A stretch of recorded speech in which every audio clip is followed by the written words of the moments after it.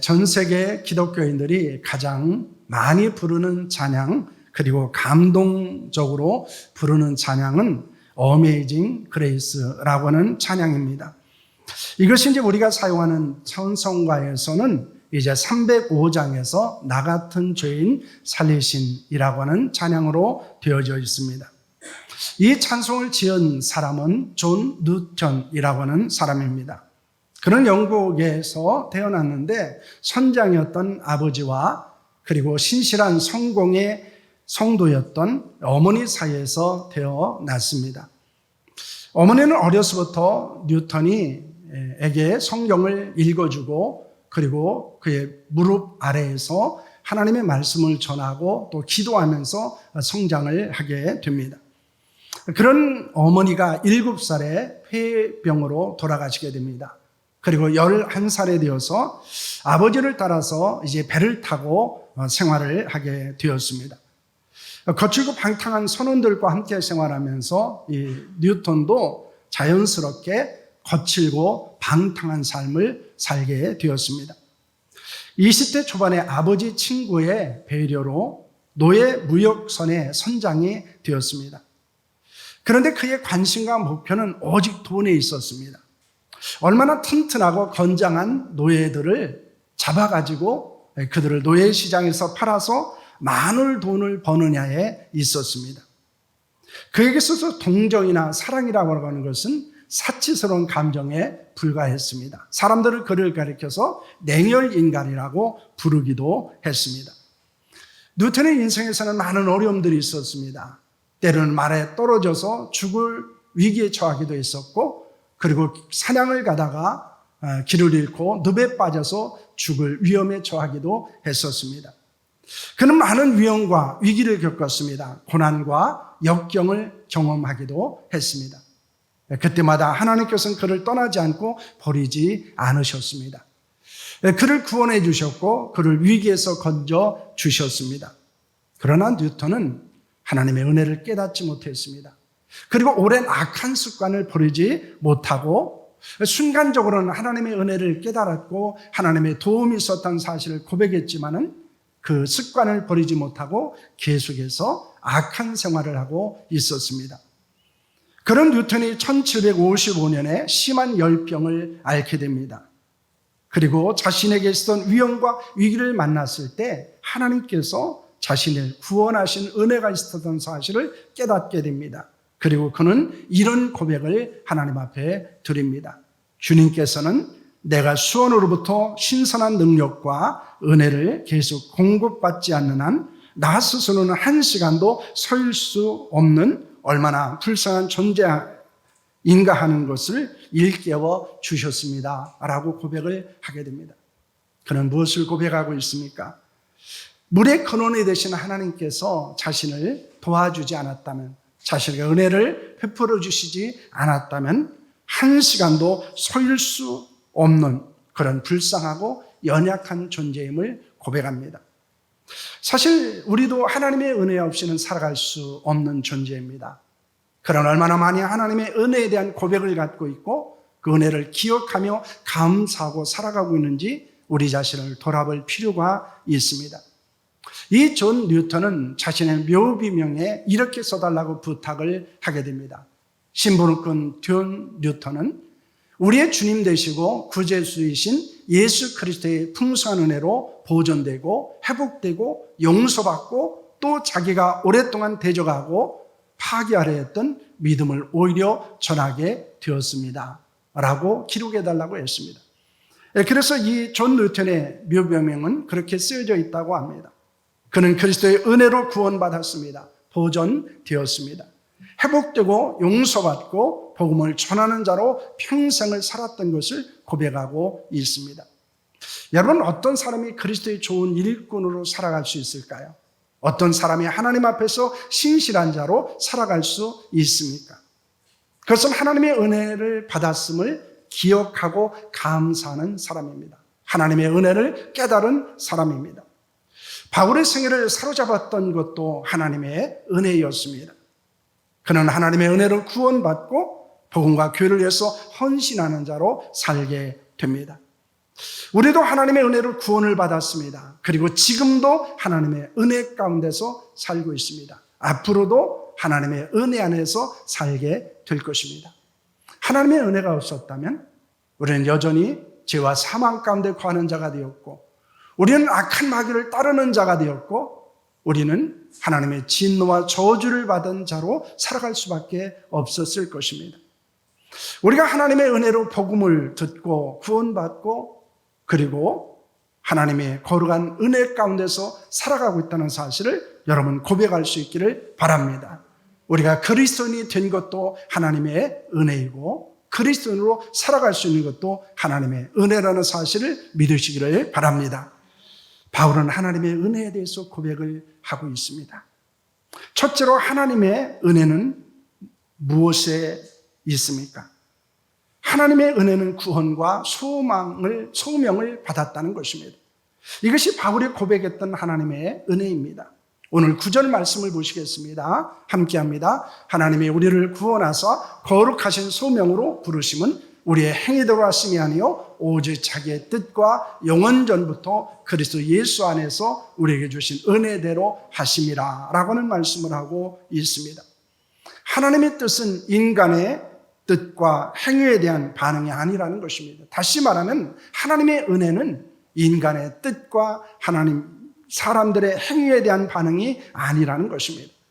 오직 하나님의 뜻으로 인한 것임을 말합니다. 영원전부터 예수 그리스도 안에서 우리에게 주신 은혜다, 이렇게 말씀하고 있습니다.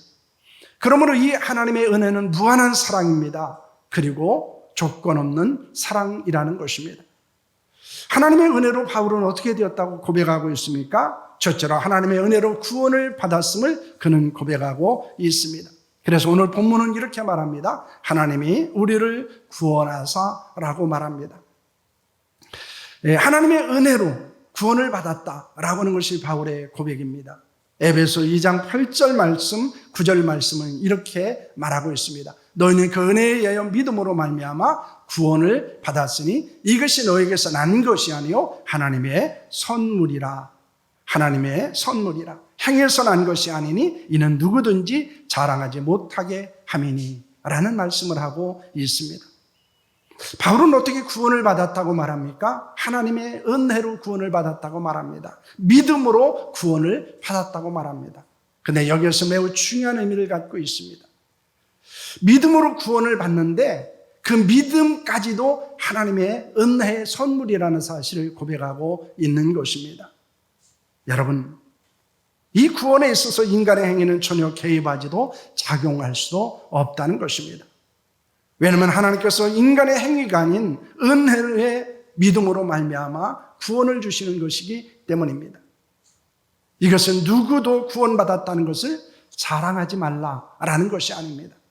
자부심을 갖지 말라라고 하는 것이 아닙니다. 하나님의 은혜로 구원받았다는 사실 앞에 우리 자신을 낮추고 겸손하고 또한 감사하는 자로 살아갈 것을 말씀하고 있는 것입니다. 그러므로 하나님의 은혜로 구원받았던 것을 알고 확신하는 자는 어떻게 살아갑니까? 언제나 감사하는 삶을 삽니다. 그리고 겸손한 자로 살아가게 됩니다. 여러분, 우리는 하나님의 은혜 가운데서 구원을 받았습니다. 이것이 우리의 신앙 고백이 되어야 하는 줄로 믿으시기를 바랍니다. 그래서 이 구원에 대한 놀라운 감격 가운데 살아야 되고, 그리고 더 겸손하고, 그리고 더 온전한 자로 살아야 한다는 것입니다. 뿐만 아닙니다. 하나님의 은혜 가운데서 구원받은 자들을 존중해야 됩니다. 왜냐하면 하나님이 사랑하는 자를 우리가 사랑하는 것, 바로 그것이 하나님의 거룩한 뜻이기 때문입니다. 내가 하나님의 은혜 가운데서 구원받고 내가 하나님의 자녀가 되었다는 사실에 감사할 뿐만 아니라 하나님이 사랑하시고 하나님의 은혜를 주셔서 구원하신 자들을 존중하고 귀하게 여기며 살아가는 성도들이 될 수 있기를 축원합니다. 둘째로 하나님의 은혜로 소명을 받았습니다. 바울은 거룩하신 소명으로 부르심이라고 하는 말을 사용하고 있습니다. 그는 소명과 부르심이라고 하는 의미가 비슷한 단어를 반복적으로 사용해서 이 부르심에 대해서 강조를 하고 있습니다. 왜냐하면 소명은 어떤 일이나 임무를 하도록 부르시는 하나님의 명령이기 때문입니다. 하나님께서 우리를 부르사 구원하신 것도 하나님의 은혜요. 하나님이 우리를 부르셔서 우리를 구원하시고 우리에게 귀한 소명을 맡기신 것도 하나님의 은혜라는 것입니다. 또한 우리는 구원을 받은 자로서 거룩하게 살아야 합니다. 그래서 데살로니가전서 4장 7절은 이렇게 말합니다. 함께합니다. 하나님이 우리를 부르심은 부정하게 하심이 아니요 거룩하게 하심이니 라고는 말씀을 하고 있습니다. 하나님께서 우리를 불러주신 것은 더러운 가운데 빠져 살라는 것이 아닙니다. 거룩함에 이르게 하려는 것입니다. 그러므로 하나님의 은혜로 거룩한 부르심을 받은 것을 알면 거룩한 자로 살게 된다는 것입니다. 왜냐하면 우리를 부르심이 하나님이 거룩한 부르심이기 때문입니다. 바울은 은혜의 부르심에 대해서 무엇이라고 고백하고 있습니까? 고린도전서 1장 26절 말씀입니다. 함께합니다. 형제들아 너희 부르심을 보라. 육체를 따라 지혜로운 자가 많지 아니하며 능한 자가 많지 아니하며 문별이 좋은 자가 많지 아니하도다 라고는 말씀을 합니다. 하나님의 부르심은 우리를 육체를 따라 된 것이 아닙니다. 하나님의 부르심을 받은 중에서는 지혜로운 사람이 많지 않습니다. 탁월한 능력을 가진 사람도 많지 않습니다. 좋은 가문에서 출생한 사람도 많지 않습니다. 그런 자들을 부르시고 구원을 받게 하시고 거룩한 일을 감당하게 하신 것이 바로 하나님의 은혜라는 것입니다. 우리에게 하나님의 거룩한 은혜를 통해서 우리를 부르신 것은 우리가 하나님의 은혜나 아니면 부르심을 받을 만한 자격이나 조건을 갖지 않았음을 말씀하고 있는 것입니다. 그런 우리가 하나님의 은혜로 구원을 받고 소명을 받았다는 것입니다. 하나님의 은혜를 받은 자로 거룩한 자로 살아야 됩니다. 그리고 소명을 받은 자로 살아야 합니다. 바로 이것이 하나님의 은혜가 우리에게 어떻게 임했는가, 그리고 그 은혜를 통해서 우리가 어떤 자가 되었는가를 말씀하고 있는 것입니다. 하나님의 은혜로 우리는 구원받았습니다. 그리고 하나님의 거룩한 부르심을 통해서 우리는 소명을 받은 자가 되었다는 것을 믿으시기를 바랍니다. 둘째, 하나님의 은혜는 누구를 통해서 나타났습니까? 10절 말씀을 보시기를 바랍니다. 오늘 본문은 우리에게 이렇게 말합니다. 함께합니다. 이제는 우리 구주 그리스도 예수의 나타나심으로 말미암아 나타났으니 그는 사망을 패하시고 복음으로써 생명과 썩지 아니할 것을 드러내신지라 라고는 말씀을 하고 있습니다. 바울은 하나님의 은혜를 기독론적인 접근을 하고 있습니다. 예수 그리스도를 통해서 하나님의 은혜가 나타났다고 말하고 있습니다. 바울은 그리스도를 통해서 나타난 하나님의 은혜를 무엇이라고 말합니까? 첫째로 사망을 패하셨다 이렇게 말합니다. 바울은 그는 사망을 패하시고 이렇게 본문에 말합니다. 예수님이 십자가에서 대속의 죽음을 통해서 사망의 문제를 해결하셨다는 것입니다. 예수님의 십자가는 우리의 죄와 사망으로부터 해방시켜 주셨습니다. 더 이상 죄가 우리를 주관하지 않습니다. 사망이 우리를 죽음 가운데 가둬놓지 못하게 되었습니다. 로마서 8장 2절 말씀을 보시기를 바랍니다. 함께합니다. 이는 그리스도 예수 안에 있는 생명의 성령의 법이 죄와 사망의 법에서 너를 해방하였음이라. 아멘 말씀합니다. 우리는 그리스도 예수 안에서 생명과 성령의 법이 죄와 사망의 법에서 자유를 얻게 했습니다. 더 이상 사망의 권세가 우리를 주장하지 못하게 되었습니다. 그것은 그리스도 예수 안에서 나타난 하나님의 은혜로 인한 것입니다. 우리는 하나님의 은혜로 그리스도를 통해서 진노와 저주를 받지 않는 자가 되었습니다. 그렇기 때문에 우리는 이 예수 그리스도를 통해서 나타난 하나님의 은혜가 우리를 영원한 사망에서 영원한 생명을 주었다는 사실을 여러분 믿으시기를 바랍니다. 그러므로 둘째로 생명과 부활을 드러내신 것입니다. 하나님의 은혜는 그리스도 안에서 어떻게 되었습니까? 복음으로써 생명과 썩지 아니한 것을 드러내신지라 이렇게 말씀하고 있습니다. 복음은 예수 그리스도의 성육신과 죽음과 부활과 승천과 재림의 모든 과정, 즉 그리스도의 구속사역을 말씀하고 있습니다. 하나님의 은혜는 그리스도의 구속 사역을 통해서 나타났습니다. 복음을 통해서 생명과 썩지 아니할 것으로 나타났습니다. 요한복음 11장 25절과 26절 말씀입니다. 함께합니다. 예수께서 이르시되 나는 부활이요 생명이니 나를 믿는 자는 죽어도 살겠고 무릇 살아서 나를 믿는 자는 영원히 죽지 아니하리니 이것을 내가 믿느냐. 아멘. 여러분, 예수님은 부활이요 생명이라는 사실을 믿으시기를 바랍니다. 그러므로 믿는 자는 죽어도 살겠고 그리고 살아서 믿는 자는 영원히 죽지 않을 것을 말씀하고 있습니다. 예수는 인간의 몸을 입으시고 이 땅에 오신 것이 은혜입니다. 예수님께서 십자가에 죽으심으로 대속을 이루신 것이 은혜입니다. 성경대로 부활하시고 영원한 생명을 우리에게 주신 것이 은혜라고 하는 것입니다. 그러므로 우리는 예수 그리스도를 통해서 나타난 하나님의 은혜를 잊지 않아야 합니다. 그리고 그 은혜에 감사하는 자로 살아야 합니다. 예수 그리스도를 우리에게 주신 것이 은혜요. 예수 그리스도를 믿게 된 것이 은혜요. 예수 그리스도를 통해서 영원한 생명을 얻고 부활에 참여한 것이 은혜라는 것을 고백할 수 있기를 축원합니다. 셋째, 하나님의 은혜를 받은 자는 무엇을 하며 살아야 합니까? 11절 말씀을 보시길 바랍니다. 함께합니다. 내가 이 복음을 위하여 선포자와 사도와 교사로 세우심을 입었노라 라고 말합니다. 바울은 하나님의 은혜를 받았다는 사실을 고백합니다. 그리고 무엇이라고 말합니까? 내가 이 복음을 위해서 살겠다고 그는 고백하고 있습니다. 그는 세 가지를 언급합니다. 그것은 선포자와 사도와 교사입니다. 선포자는 복음을 널리 세상에 전하는 이유에서 하나님께 세움을 입은 사람을 말합니다. 사도는 복음을 전함으로 교회를 세우고 섬기는 자를 말하는 것입니다. 그리고 교사는 무엇입니까? 교회 안에서 복음의 진리를 해석하고 가르치는 자들을 말합니다. 이것이 우리에게 주는 교훈은 무엇입니까? 우리가 하나님의 은혜를 통해서 구원받은 자로 우리가 살아야 되는 것은 복음을 위해서 살아야 한다는 것입니다. 복음을 전하는 자로 살고 복음을 위해서 세워진 교회를 섬기는 자로 살고 그리고 교회 안에서 연약한 성도들을 돌보고 섬기며 그들에게 진리를 가르치는 자로 살아야 한다는 것입니다.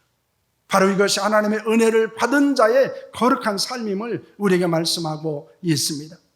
하나님의 은혜를 받은 바울은 복음을 위해서 어떻게 살았습니까? 그가 복음을 위해서 살았던 것은 무엇 때문이었습니까? 12절 말씀입니다. 함께합니다. 이로 말미암아 내가 또 이 고난을 받되 부끄러워하지 아니함은 내가 믿는 자를 내가 알고 또한 내가 의탁한 것을 그날까지 그가 능히 지키실 줄을 확신함이라 라고 말씀하고 있습니다. 여러분, 바울이 복음을 전하는 것은 쉽지 않았습니다. 많은 고난과 역경이 있었습니다. 그럼에도 불구하고 그는 그 고난을 부끄러워하지 않았습니다. 그 고난을 수치스럽게 여기지 않았습니다. 오히려 그 고난을 자랑했습니다. 고난받는 것을 영광으로 여겼습니다. 그런데 그가 그렇게 이 고난을 견딜 수 있었던 것은 어디에 있었습니까?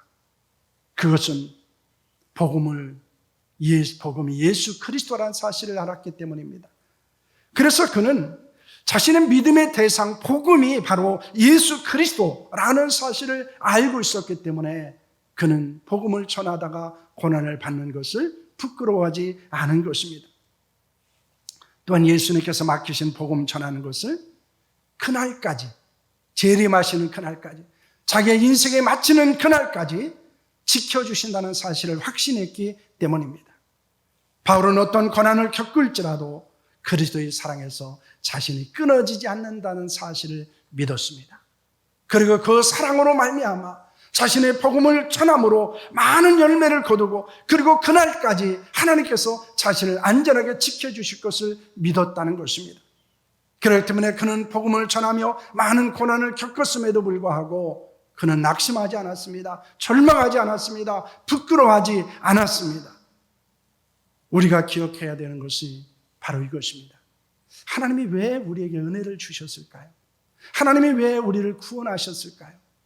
하나님이 우리에게 왜 부르심을 통해서 거룩한 소명을 주셨습니까? 그것은 우리에게 복음을 위해서 살라는 것입니다. 은혜 받은 자에게서 잊지 말아야 될 것, 바로 그것은 우리가 복음을 위해서 살아야 한다는 것입니다.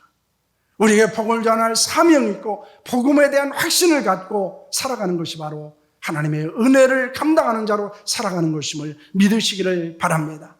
모든 것은 하나님의 은혜입니다. 우리가 구원을 받은 것도 하나님의 은혜입니다. 넘겨주시겠습니다. 우리가 소명을 받은 것도 하나님의 은혜입니다. 우리가 헌신할 수 있는 것도 하나님의 은혜입니다.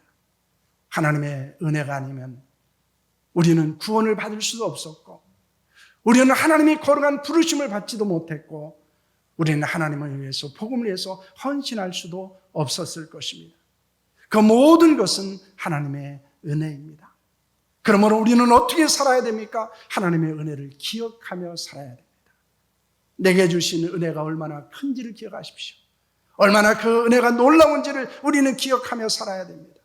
우리가 하나님의 은혜를 기억하면 기억할수록 우리는 더 풍성한 삶을 살게 되어지고, 우리는 거룩한 삶을 살게 되어지고, 우리는 더 충만한 삶을 살아갈 수 있는 줄로 믿으시기를 바랍니다.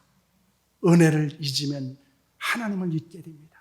은혜를 잊으면 우리의 사명을 잊게 됩니다. 은혜를 잊으면 우리의 삶이 하나님 앞에서 방종하게 되어집니다.